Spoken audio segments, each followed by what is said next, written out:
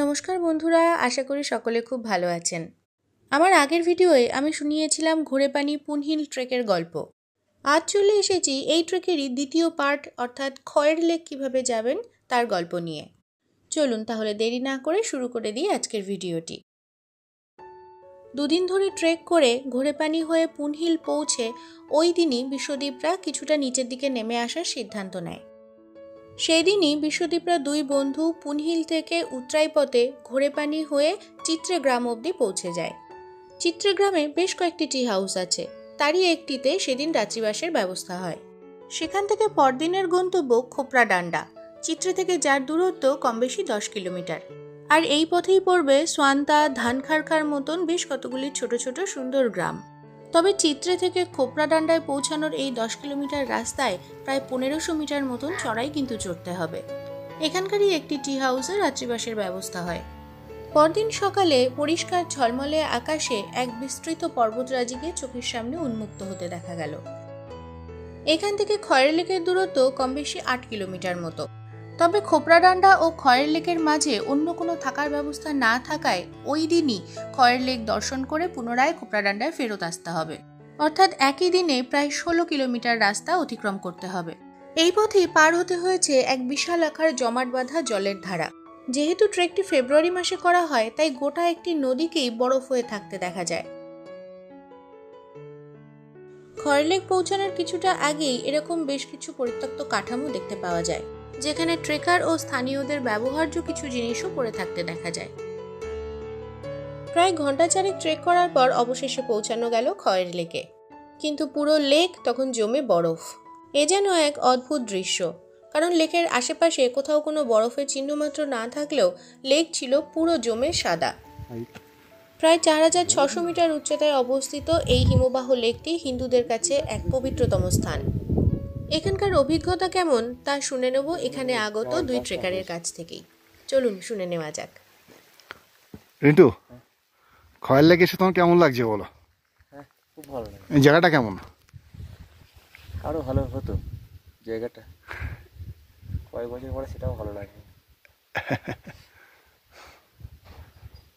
একটু ধরো।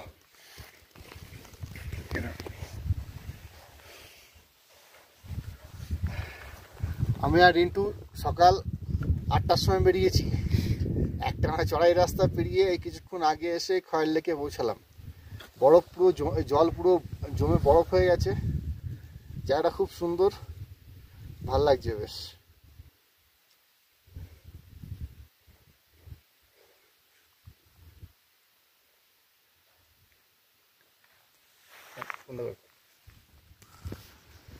হিন্দুদের কাছে অত্যন্ত পবিত্র এই খয়ের লেক।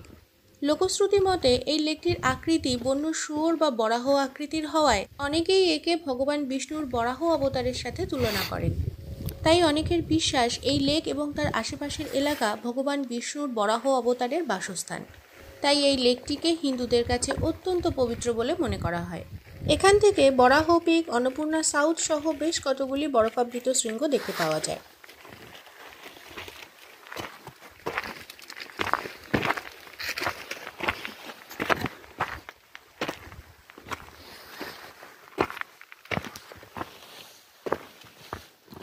এই লেকের ঠিক পাশেই আছে একটি মন্দির।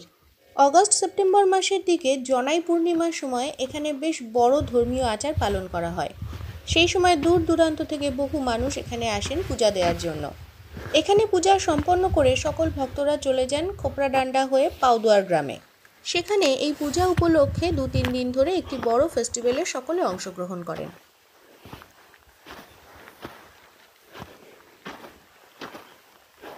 এই খয়ের লেক, যা বরাহ তাল নামেও পরিচিত, ঘোড়েপানি পুনহিল ট্রেকেরই একটি অংশ। যারা পুনহিল ট্রেক করতে আসেন তাদের অনেকেই সাইড ট্রেক হিসাবে এই ট্রেকটি করে থাকেন।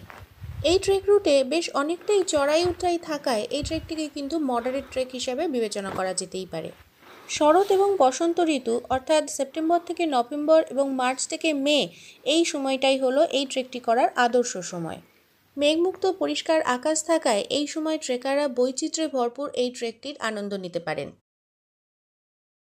খয়ের লেক দেখে বিশ্বদীপরা পুনরায় খোপড়াডান্ডায় ফিরে আসে এবং সেখানে রাত্রিবাস করে। পরদিন সেখান থেকে পাউদুয়ার হয়ে নেমে যায় পোখারে বাজার। ওই দিনই পোখারে বাজার থেকে গাড়ি ধরে বেনি হয়ে পৌঁছে যাওয়া যায় পোখরাতে। পোখরাতে এসে হাতে সময় থাকলে একটা দিন থেকে সেখানকার লোকাল সাইট সিনটাও কিন্তু করে নিতে পারেন। তাহলে বন্ধুরা, আপনাদের কেমন লাগলো এই খয়ের লেক ট্রেকের গল্প?